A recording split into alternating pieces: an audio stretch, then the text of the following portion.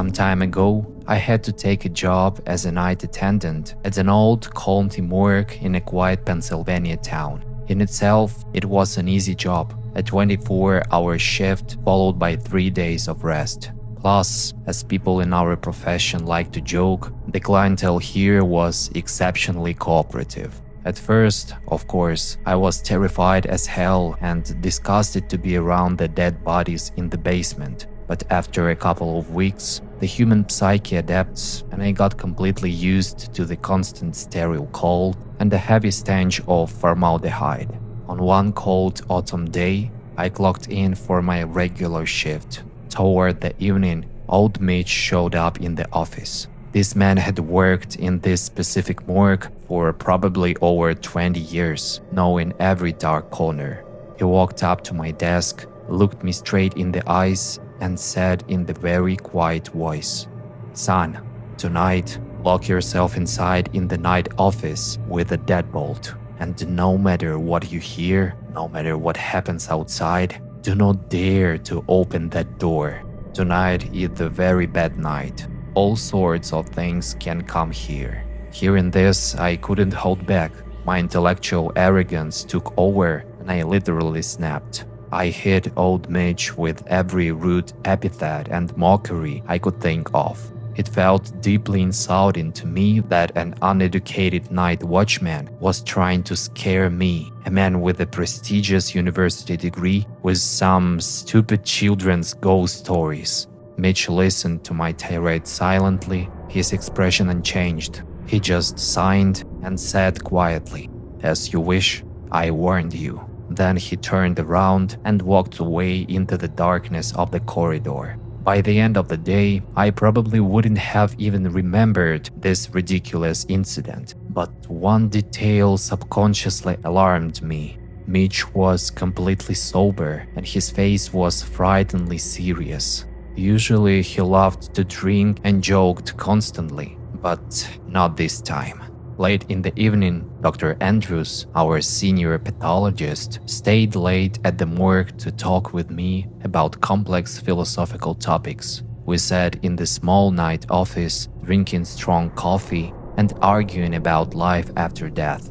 But that detail, the sober, somber Mitch, just wouldn't leave my head, causing a strange sense of discomfort. Finally, closer to midnight, my companion said goodbye and left. I locked the heavy external entrance door of the building behind him and was left entirely alone in the whole complex. I did my mandatory rounds. I checked the cooling units, made sure everything was in order in the autopsy rooms, turned off the main lights, and returned to my night office. Our morgue had the following layout. Right past the entrance door was my office, and from it stretched a long T-shaped corridor. At the very end of this hallway were the heavy metal doors leading to the main cold storage and the dissection rooms. Throughout the night, only a few dim emergency lamps burned in that T-shaped corridor. In the night office itself, the light was also supposed to be on according to the rules, but I turned it off to catch some sleep. All the internal doors in the morgue were never locked with a key. They were just tightly closed. On my office door, there was an old iron latch, but we always left this door wide open. It was exactly the same on that ominous night. It was unnaturally quiet. Not a breath of wind outside, no noise from passing cars. I sat at the desk, lazily reading an old book, but every now and then I involuntarily listened to the creepy silence. Around midnight, I started to feel very drowsy, and I decided to lie down on the leather couch. And at that exact second, I clearly heard the heavy door of the cold storage room creak at the very end of the corridor. Carefully, almost silently, but it opened.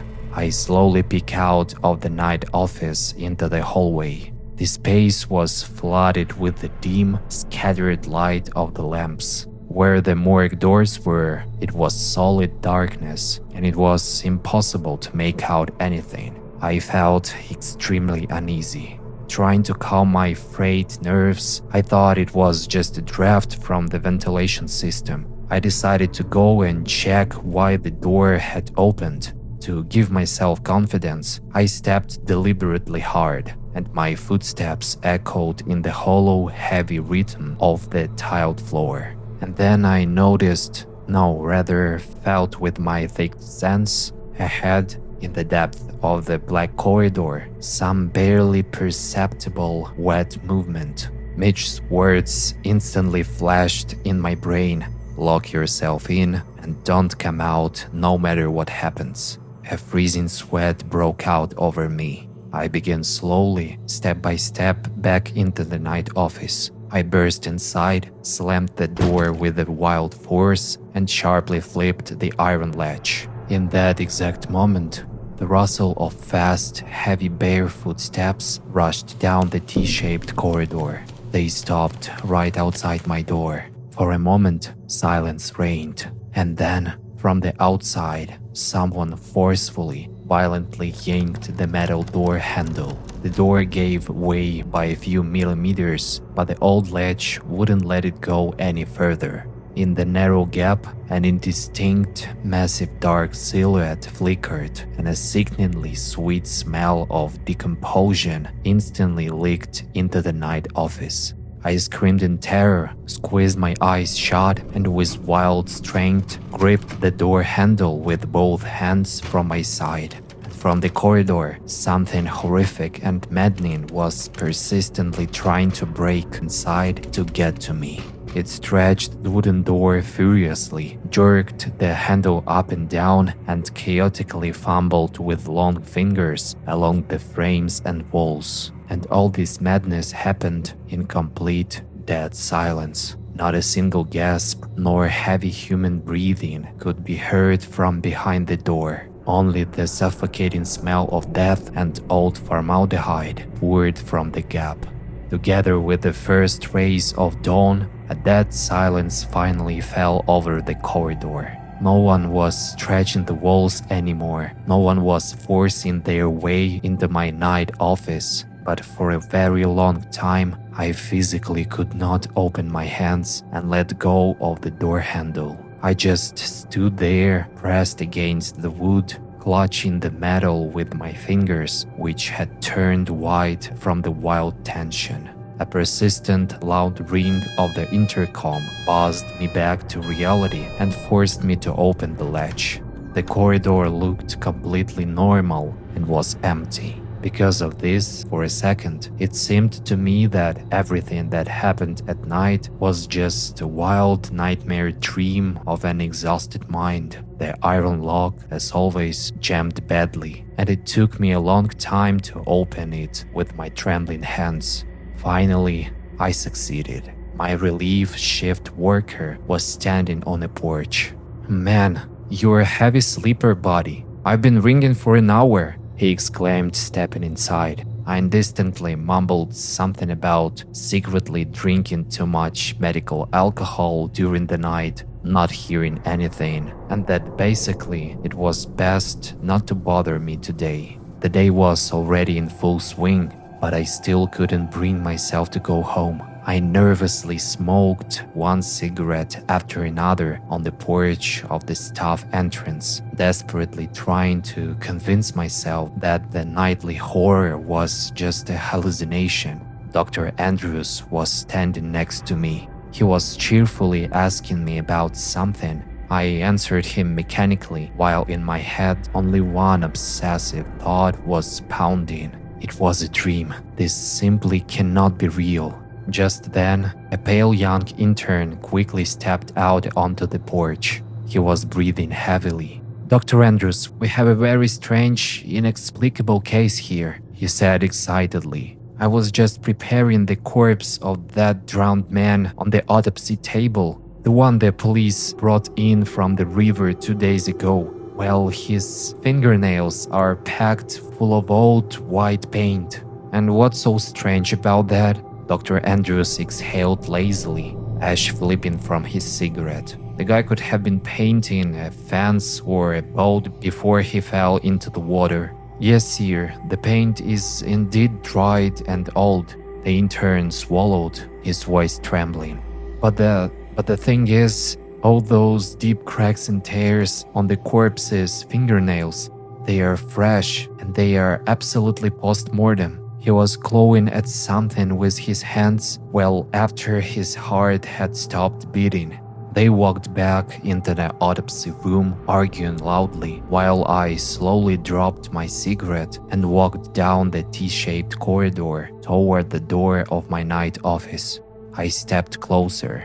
At a human's chest height, on the perfectly smooth, white-painted wooden surface of my door, fresh, deep semicircular scratches and jagged torn gouges from human fingernails stood out clearly. In American hospitals, a plastic bracelet of a specific color with a name is always placed on a patient's wrist. The color of a bracelet indicates the patient's condition and the nature of the illness. For example, red bracelets are only put on deceased patients being taken downstairs. One day, an experienced surgeon who was working a long night shift finished a difficult operation. After resting a bit, he headed to the hospital basement where, among other things, the morgue was located. He stepped into the elevator along with a young woman. When the elevator reached the dark basement and the metal doors opened, they saw another woman waiting for the elevator, staring at the floor. But before she could even take a step forward, the doctor forcefully slammed the elevator doors shut and frantically pressed the bottom for the top floor. The woman inside was surprised by such rudeness and asked what happened. The surgeon, breathing heavily, replied, "That was a woman I was just operating on. She died under anesthesia 10 minutes ago. Didn't you notice the red bracelet on her wrist?" The woman in the elevator smiled slowly, raised her hand to the doctor's face and said, "Like this one." I was working as a junior nurse in a surgical ward of a massive, maze-like metropolitan hospital. To be completely honest, I was more of an errand girl or a head nurse, doing all the grunt work nobody else wanted to do. One late evening, she ordered me to go down and retrieve the physical scan results for a patient. Our digital system had crashed that night, and I had to walk to the radiology department on foot, which was in a completely different wing of the building. I looked out the ward window. A terrible Tyrannian rainstorm was raging outside. The wind was violently whipping heavy raindrops against the glass. I was a single mother raising a young son. I simply couldn't afford to get soaking wet, catch a cold, and go on a sick leave. I needed the hours, so with a heavy sigh, I decided to take the underground corridor. The underground tunnels of this hospital are just endless catacombs. It is an oppressive, claustrophobic network of hallways, only about 6 feet wide. The walls are lined with ugly, dim tiles left over from when the building was constructed in the 70s. Here and there, you pass heavy unmarked metal doors leading to all sorts of technical and utility rooms. I took the service elevator down to the basement level. The navigation system down there consisted of faded colored lines painted directly onto the linoleum floor. The red line led to the right, to the morgue. The blue line went straight to oncology, and the yellow line veered left to Wing B, where radiology was located. That was exactly where I needed to go. I walked at a fast, purposeful pace, trying not to look behind me. I'm naturally a very impressionable and anxious woman. The slightest creak in the dark can send me into an instant panic. I took a left, following the yellow line, but the hallway soon branched off again, twisting somewhere deeper into the underbelly of Wing 1. The lines on the floor here were so worn out by cards and time that they were almost invisible. My God, I thought with irritation. They built these passages like dwarfs in the mine. In my entire time working there, I had only been in these tunnels twice, and both times I was accompanied by a senior nurse who knew the way. But now I was absolutely alone. As I walked further, I began to notice that many of the fluorescent lights on the ceiling had burned out. The stretch of path ahead was incredibly gloomy, submerged in thick shadows, with only a dim, flickering patch of light visible far in the distance. The tunnel felt endless. I was surprised that I had to walk so far just to reach Wing B, but I stubbornly kept walking. I reached a particularly dark section of the corridor. Here, massive rusted industrial pipes ran along the walls, plunging directly into the concrete floor. Beyond them was pitch-black darkness. The air here was freezing cold. And then, from the thick shadows behind those pipes, a man stepped out abruptly. I flinched violently, letting out a small gasp, and pressed my hands to my chest. My heart started hammering against my ribs. He didn't move toward me. He just stood there, perfectly still, and said in a deep, unnaturally calm voice, "Don't be afraid. Turn back. There is no way forward from here."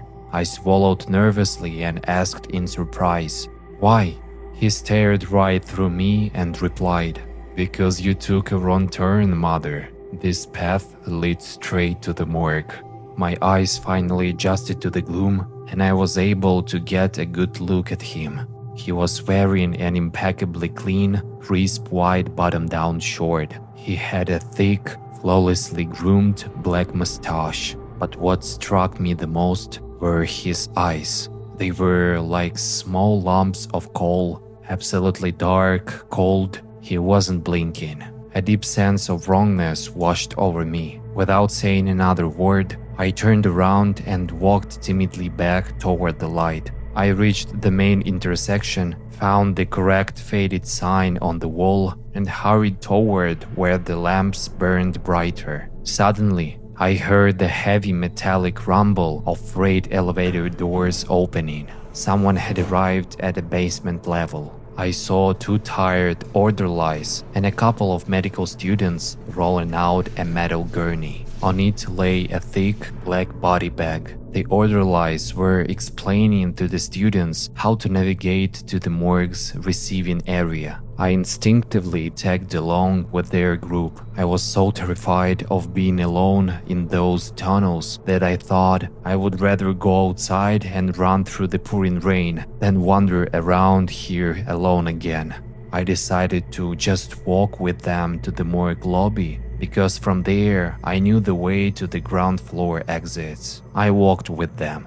We arrived at the receiving area, and while they were filling the paperwork, I popped into the main morgue office. There, I saw Linda. She worked at the morgue. She was the cosmetologist who washed and dressed the deceased for their discharge to the funeral homes. She walked out to me holding a cup of coffee, looking absolutely exhausted. She sighed and said that it had been a totally packed house tonight. She had already dressed 6 deceased people and handed them over to their grieving families. But the 7th one, she smiled sadly. The 7th one turned out to be such a handsome man. I chuckled nervously. Are you out of your mind, Linda? Are you so tired of being lonely in this basement that you're checking out dead bodies? Linda just rolled her eyes. I'm serious, come look, she said, leading me toward one of the metal gurneys in the corner of the room.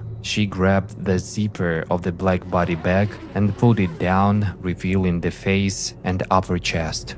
Look, she stated proudly. They said he was a bachelor, a real handsome guy, isn't he? I looked down. My blood turned to pure ice. My breath caught in my throat.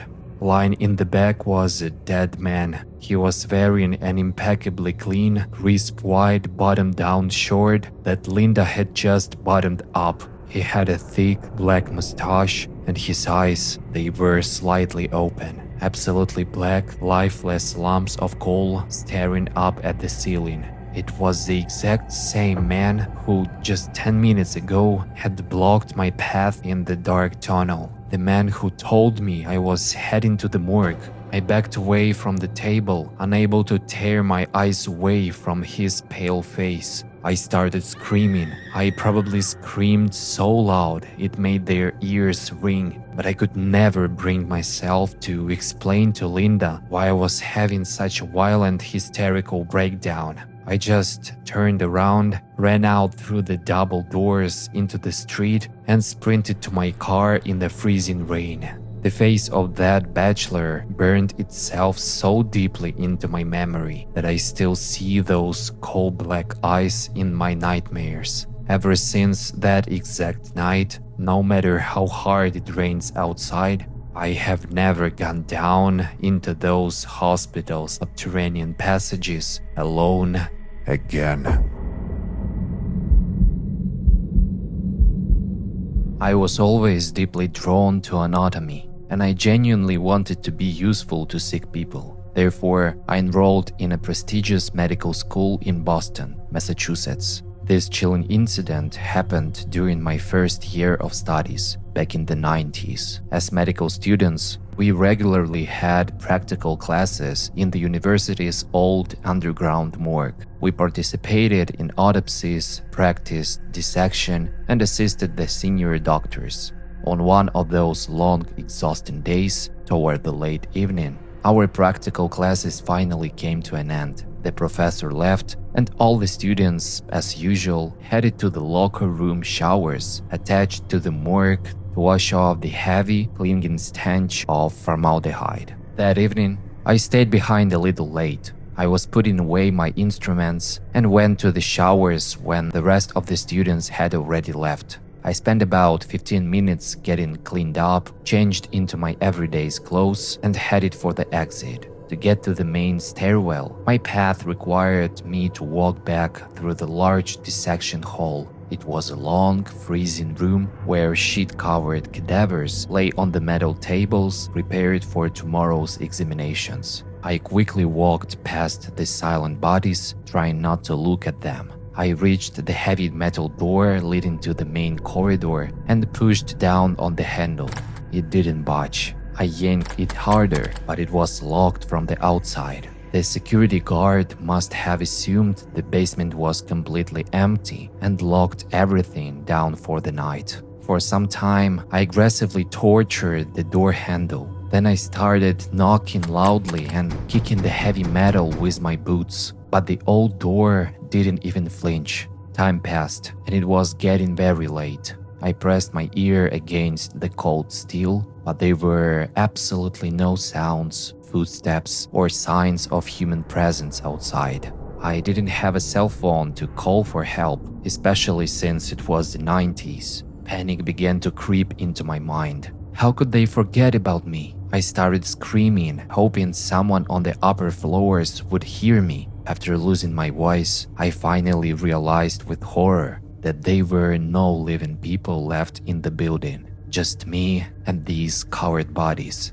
I tried to calm myself down, deciding I would just have to endure this night and wait for the morning shift. But suddenly, with loud electric click, the industrial fluorescent lights on the ceiling shut off.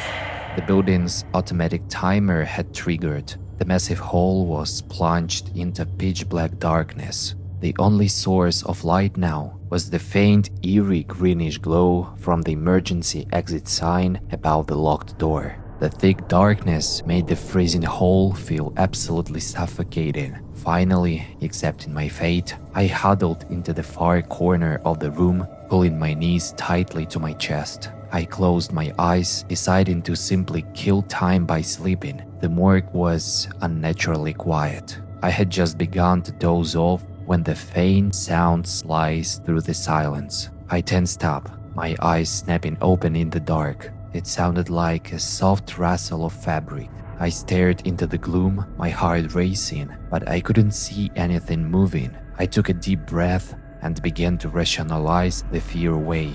It's just an old building settling, I told myself. It's a ventilation system, or just my sleep-deprived brain playing cruel tricks on me. I waited in tense silence for another 5 minutes. When nothing else happened, the heavy blanket of exhaustion finally took over. I convinced myself it was just a hallucination, rested my head on my knees, and slowly drifted back into a light, uneasy sleep.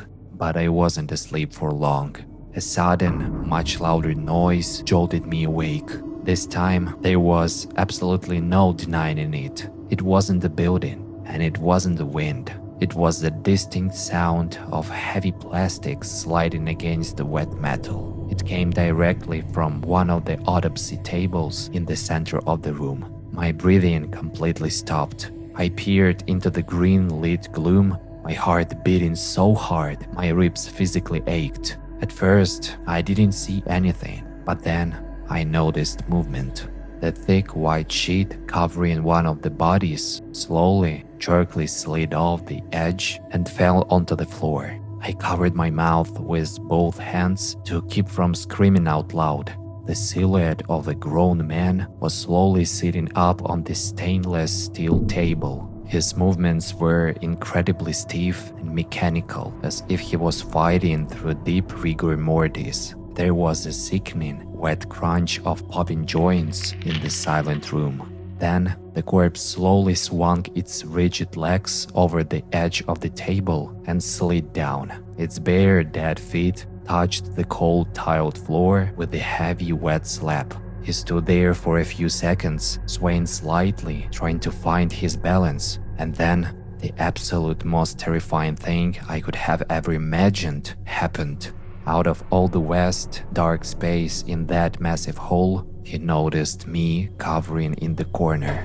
He slowly turned his head directly toward me. What I saw in the faint, sickly green emergency light was permanently burned into my brain.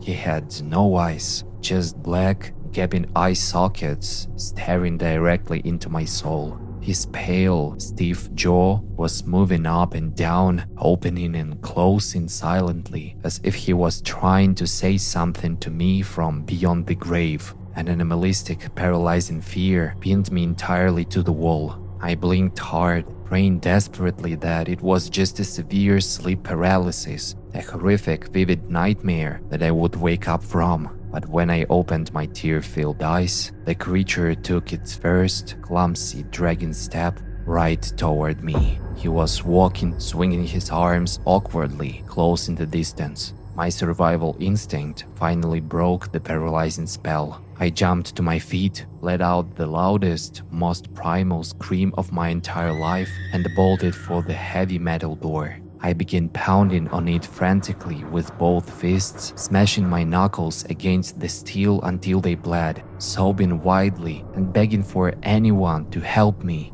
I looked over my shoulder in pure panic. The corpse was only a few feet away from me now. Its long, gray, decaying arms were reaching out for my face. The empty eye sockets locked onto mine. Its ice-cold fingers were mere inches away from touching my skin. I squeezed my eyes shut tightly, crying, fully expecting the absolute end. And in that exact terrifying second, the heavy door behind my back crashed wide open.